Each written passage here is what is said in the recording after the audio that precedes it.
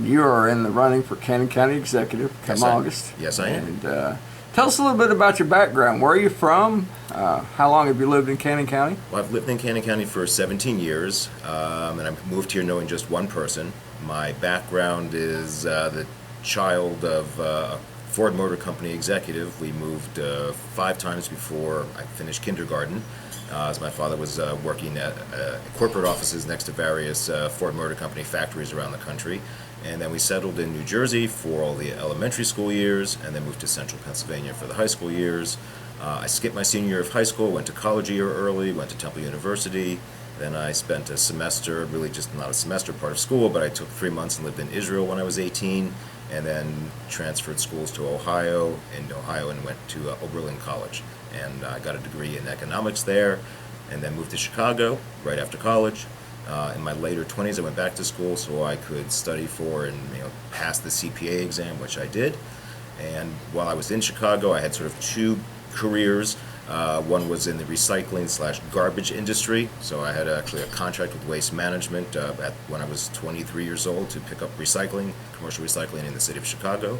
Did that for a few years, consulted on a couple of large recycling facilities as well while that was going on. And then I spent 8 years in I'll call it business consulting, but it was the world of stock brokerage firms. So stock brokerage firms of various sizes all over the country.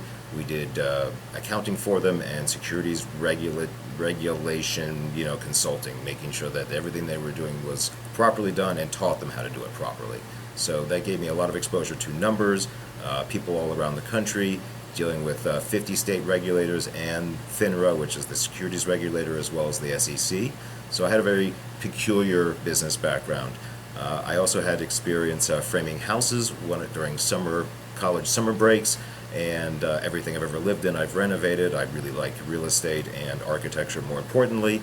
I've also general contracted a $2.3 million single-family home in Chicago, so that was a little trial by fire, and that was done successfully. Everyone was pleased with the outcome, and the family that the house was sold to, they're still there and having a good life, I believe. Well, it sounds pretty good. It's a very variable background, very widespread background, it seems like. There's things that appeal to me intellectually. I like architecture, I like buildings, but all these things still come down to numbers and whether or not you can project manage, whether or not you can work with strangers to complete an outcome. And the general contracting experience was the most complicated because there were a lot of dollars involved in a time frame that had to be met. And I had a great time. The contractors we worked with were very pleased. What brought you to Cannon County? I had just one friend who had moved here, and then I came to visit 4 years after he had bought some land up on Sycamore Creek, and I just fell in love with Cannon County. It's beautiful, the hills, the water, the trees, the rural connection that was still in place here that people didn't like. Their old farmhouses that hadn't been lived in a long time, they didn't want them touched. They wanted them there as monuments to their families. And given that I had moved around so much as a child, the idea that people were that committed to their family and their sense of place really impressed me. And I went back to Chicago and gave my boss 1 year's notice. Yeah. And then moved here. I stopped working on December 31st and came down here on January 1st to start seeing if there was a piece of land I could buy. Yeah. And you've been a real estate agent here in Cannon County, amongst many other hats, obviously, that you've worn here. After working on the Headwaters, or what became the Headwaters Wildlife Management Area, that was the 1,000 acres that Jeffrey Young forfeited to the federal government during his trial. I had done so much real estate with that. That was 1,000 acres in 20 parcels, and I had a very good sense of things. And since I liked buildings and architecture, I got my license for 4 years. Well, and did well with that. And then, of course, you've had some other experiences in Cannon County as far as heading up things, being a director. Tell us a little bit about the things that you've done here. Most of what I've done since moving here has been on a volunteer basis. And when I had my real estate license, that was during the recession years. In volume of houses sold, I think I did a good job. As far as the price of those homes, they were really small. There wasn't a lot of money to make, but I found a lot of people their first homes, and a lot of parcels that were sitting in foreclosure were bought by folks who have renovated them, and I think it's been good for the economy to have properly updated homes.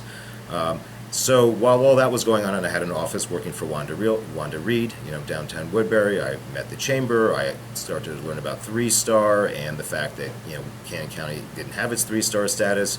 So I offered the chamber to have a website put together, and that was my first regular sort of involvement here with the mayors and the folks who run things, basically, local businesses. So we got our 3-star status back, and then suddenly I was vice president of the chamber, and then president of the chamber. And it gave me a chance to understand the strengths of our skill sets, the weaknesses of our skill sets, our place in Middle Tennessee, our place in the Upper Cumberland region. I got to meet with various division heads of state agencies of the Upper Cumberland Development District, and I also found opportunities to voluntarily write grants through. During the recession years, there was extra money to do energy efficiency work, so I set about, finding out what I could, and administered a grant that benefited City Hall. Woodbury City Hall got a free, from the government, new heating cooling system, and that grant had more capacity in dollars than what the city was going to take. So we were able to tie in the work that the high school was working on. So we were able to contribute through that grant another $50,000 to its heating plant. So there was a way to get money brought into Cannon County to get projects done that we didn't have local tax dollars for, and it gave me an opportunity to work with the school system. I got to work with Douglas Jennings on accounting details related to those grants. So I've had lots of opportunities, to engage and participate with folks. That chamber situation sort of then rolled me into the industrial board. The industrial board hadn't met regularly in 8 years, and it was fully reseated 6 years ago June. And I served 4 years on that, went from vice president to president or chairman of the industrial board for a couple of years.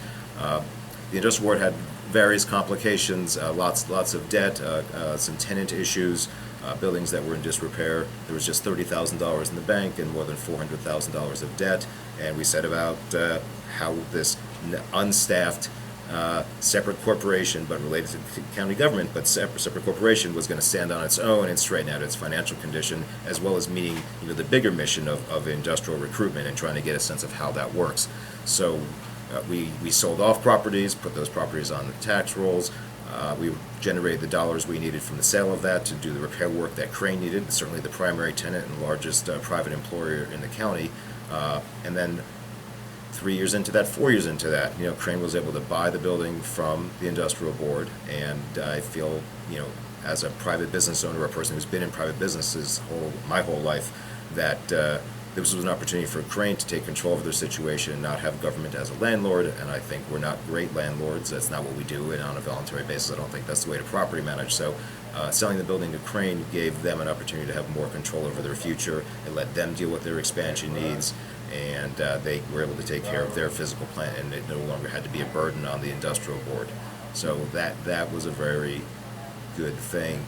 While that was going on, I was invited to join the board of the Art Center, and John Barker invited me to do that based on the Jeff Young project that had gone on, what I think I had done with the industrial board and for the chamber. We had just gotten the farmers market building built before I was brought on. Actually, 3 months after I was hired at the Art Center, it had been in the works. We got the farmers market building placed there and very quickly installed, and very few county dollars went towards that. It was mostly matched from other places.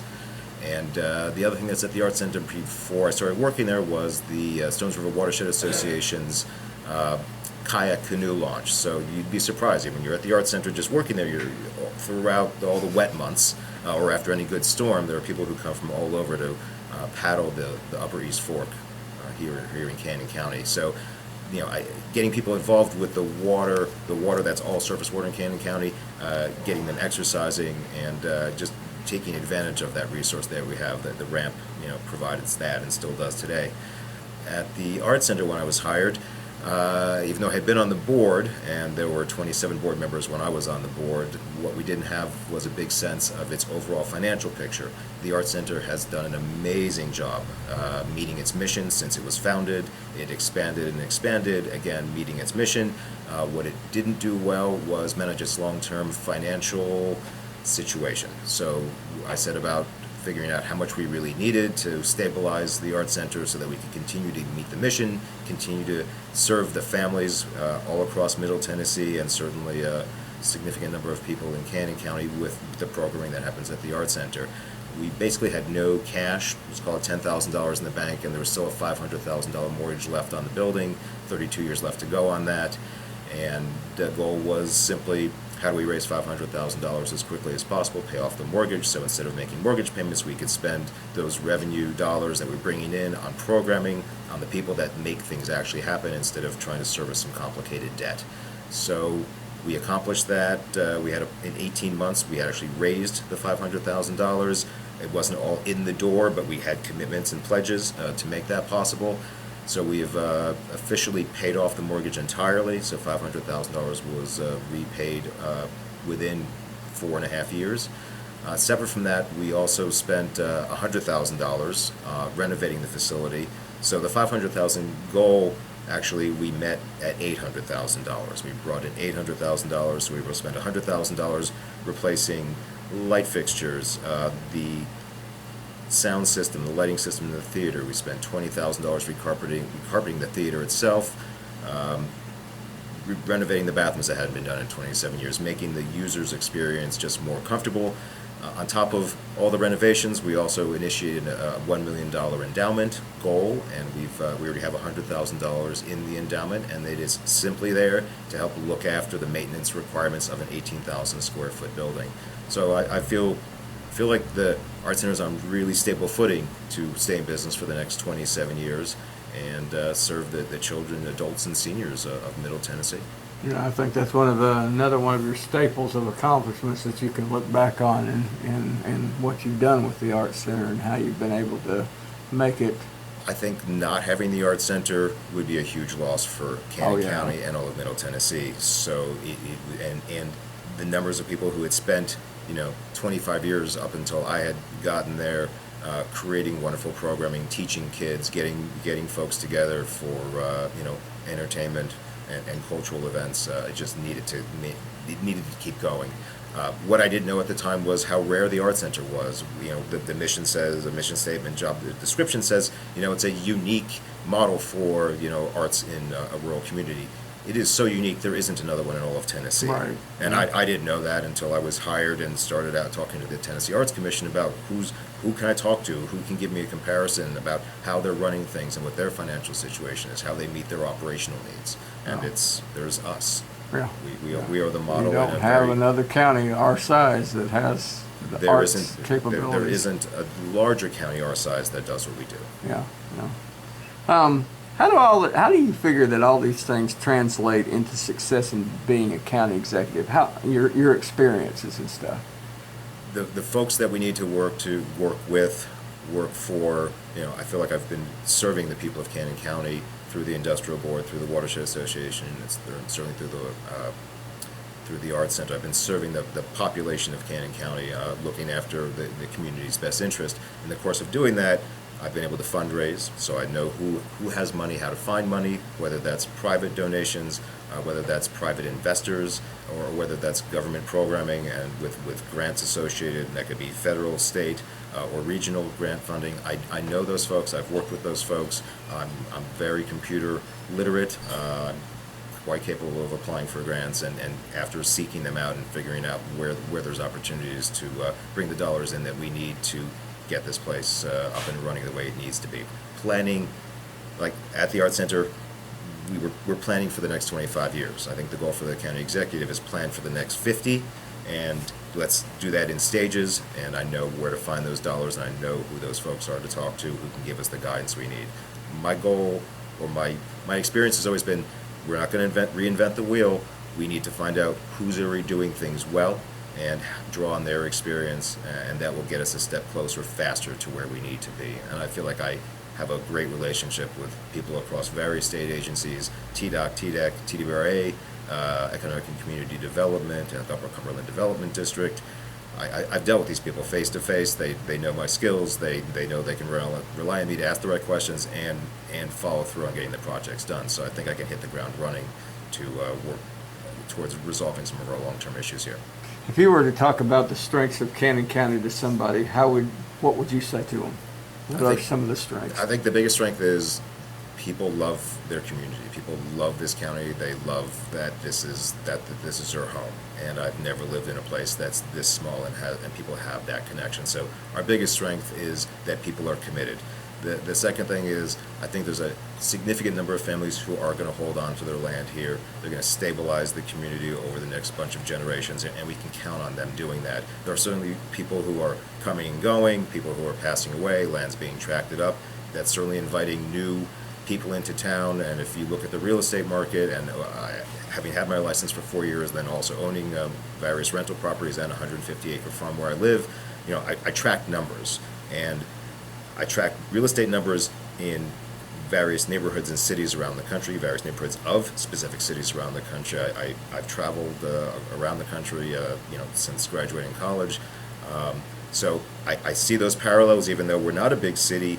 All big cities are just comprised of small neighborhoods. So I can draw on how those experiences have developed to how that's going to happen here in Cannon County. But again, if you're looking at the real estate market, you'll see that there's effectively no rental housing. If there's something for rent, it will rent in a day. That means there's a limited number of places for people to come home to after they've been to college, for seniors who may need rental housing, and I'm very interested in market rate housing. So we have very limited housing opportunities. There's new construction happening. It'll be interesting to see how that goes in the next few years, how many more housing units we're going to generate.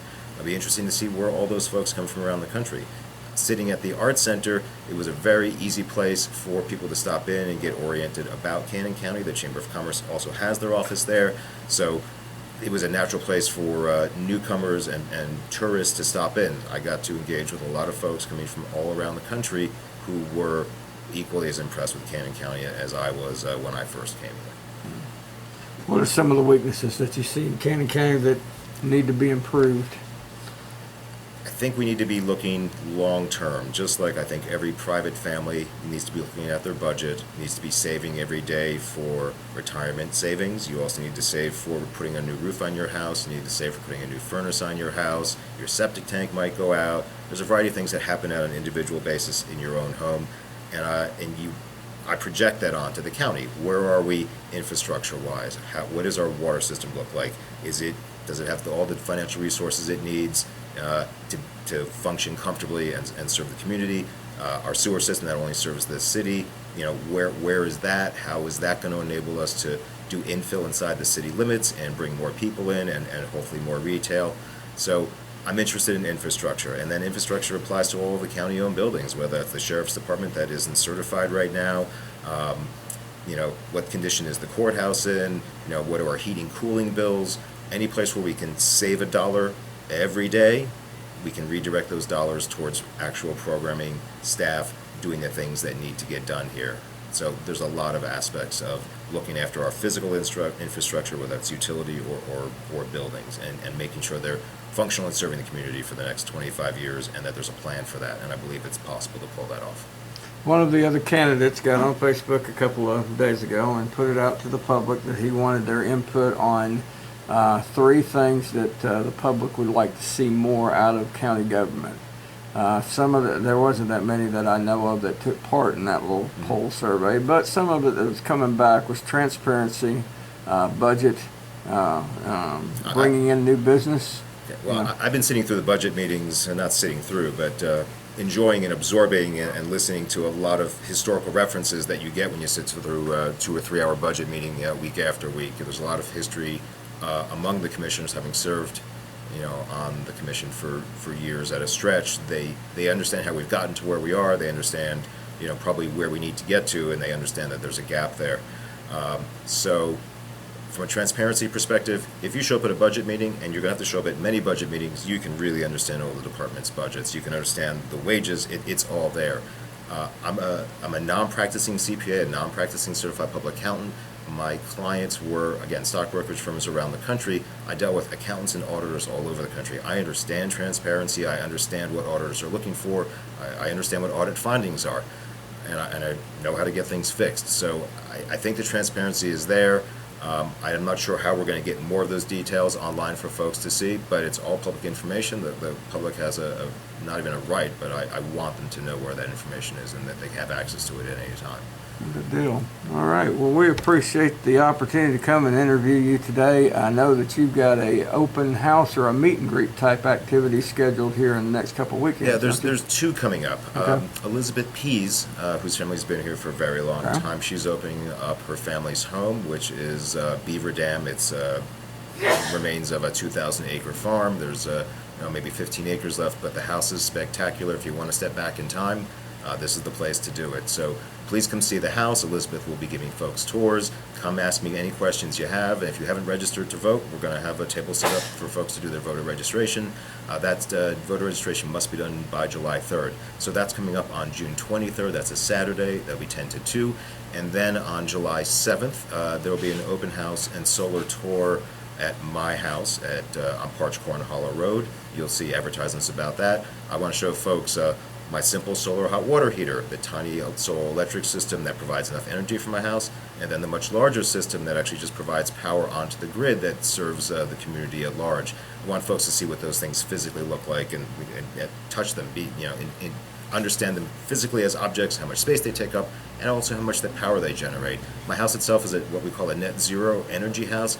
I have not paid a utility bill since we installed our small solar energy system, and a lot of that has to do with saving money on reducing our consumption first, super insulating the house where possible. So those devices that saves an individual money every month, and then the big picture, the power is being used by folks who need it, and invest in yourself, invest in your house, and there's parallels to what county government can be doing there as well. So that's July 7th. Okay. Well, we appreciate it. Once again, we'll keep these dates in mind for the public, and good luck to you coming up in August. I appreciate it. Thank you very much. All right, Neal Appelbaum, candidate for Cannon County Executive.